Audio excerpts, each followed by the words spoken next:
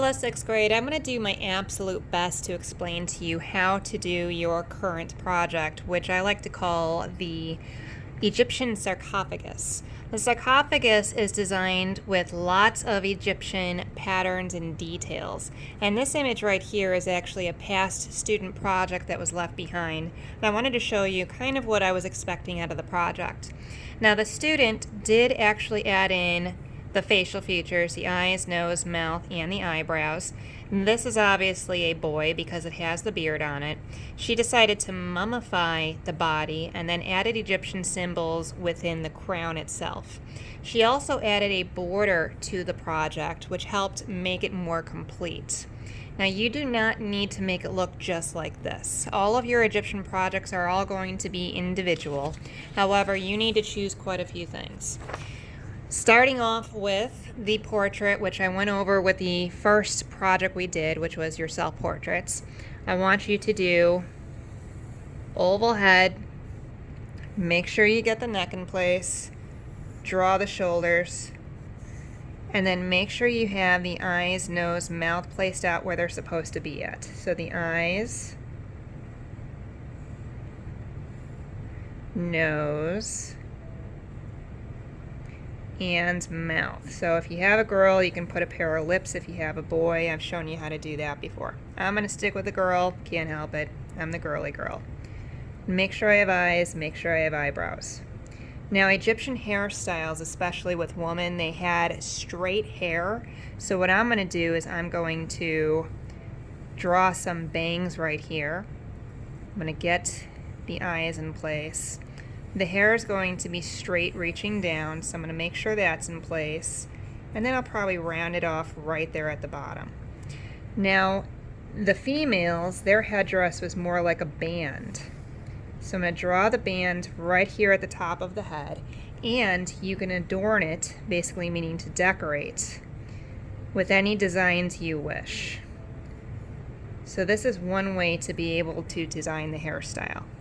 The bangs are still here, so I could still draw them in place. I'm drawing some straight lines. There we go. The ears are in place. You can even add earrings, like dangles that come down. I'm going to erase these lines here because I no longer need them, because the hair is covering it. And if the female had different hair jewelry, I can draw different circles coming through, just like this.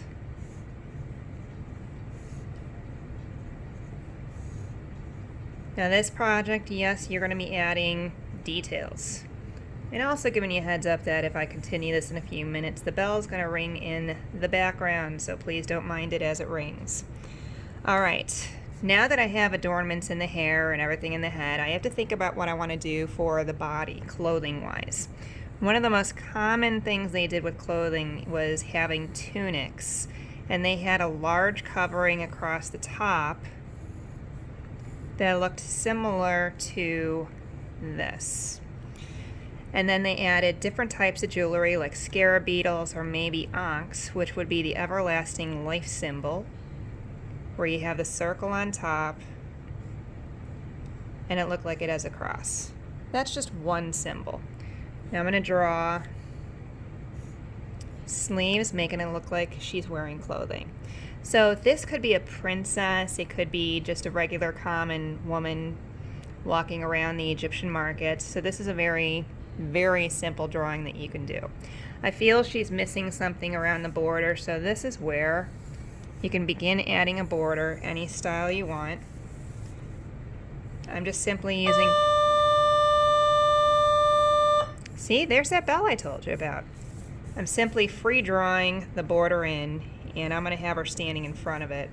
And then within the border, I can draw different patterns. I just want to make sure it's nice and even. Now, Egyptians were obsessed with order and precision. And every single documentary I've watched about Egyptian art and just Egyptian culture has demonstrated that they like everything precise. So this is where you need to take your time to make it look nice. I'm going back in and I'm adding extra details because Egyptians, no matter male or female, had the pointy eyeliner. There we go. Still a little bit more. So this would work just fine. Now if you decide you want to trace it, you're more than welcome to, but one of the other things you can do is use your pencil to add in some shading.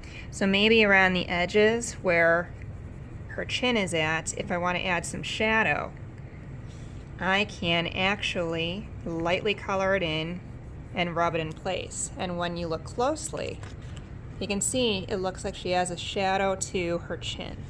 Don't add too much though, because you don't want to make it look like she has a beard. So that's just a shadow just along that side. And then I do the same with the chin. Very, very lightly, and then rubbing it in. Then there's a shadow there. And do a shadow in this portion and rub it in. So that is totally your choice. I'm shaking the table as I'm doing the rubbing. So that's just one start. Now I do want to show you how to do male bodies too.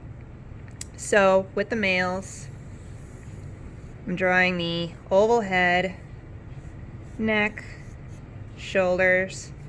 If you want me to slow down with the drawing of this, you can always refer back to the beginning self-portraits video that I shared with you in the very, very beginning of the school year.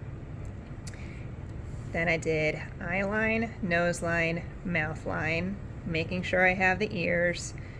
Now I'm drawing the eyes in place, drawing the nose, drawing the mouth. There's the boy mouth that I showed you before. Now a lot of the men, they had the beards and they like to braid them or organize them. So I'm trying my best to draw what looks like a simple braid. There you go. And the crowns on the men. Let me make sure I get eyebrows in place. The crowns were really big. So what I'm doing is I'm drawing a line across the head there. I'm going to point it out on top, draw two lines coming from the head, draw these two lines coming down, and then finish it off. So this would be a pharaoh. I'm going to erase this top part of the head because I don't need it anymore. It's going to throw me off if I keep it there. I'm going to erase these two lines. Watch how it shakes the camera as I'm trying to do so. And at this point, I can start adding the pattern inside of the crown itself. I'm trying my best to make it as even as possible on both sides. There I go. Voila, I have the crown. Now if you want to add a cobra right here, that's actually a really cool idea because a lot of Egyptian pharaohs had that snake right there at the top. Snake face. There we go. And then down here, it's your choice if you want to add clothing or if you want to mummify. And the simple way to mummify is to draw two lines parallel to each other. However, each line you draw after that needs to go behind the line. It's not really that hard to do that, but you see every single line is going behind. And I need to keep going to make it look like it's really wrapped up. There we go, I'm still going. There we go. And that would simply be how the boys look. So I've shared with you two different ways, whether doing a female or whether doing a male. But please take a look at the examples in the slideshow attached to the assignment so you can see different ways former students have drawn their Egyptian portraits. I will also have different references attached to the assignment as well, so you can explore and see different options for how to draw your Egyptian portrait. The project you can simply just do with pencil. If you have special graphite pencils that are of different numbers, such as 2B all the way up to 6B, those work very well for shading. But if you have none of those, you are also more than welcome to use a black marker to trace if you want. But please just make sure it looks finished. If it looks unfinished, I will be asking you to add more. I do hope you enjoy designing your Egyptian portraits, and let me know if you have any questions. This photo needs to be photographed and uploaded onto Artsonia in the gallery titled 6th Grade Egyptian Portraits. Again, that is 6th Grade Egyptian Portraits. Thank you very much and have a wonderful day.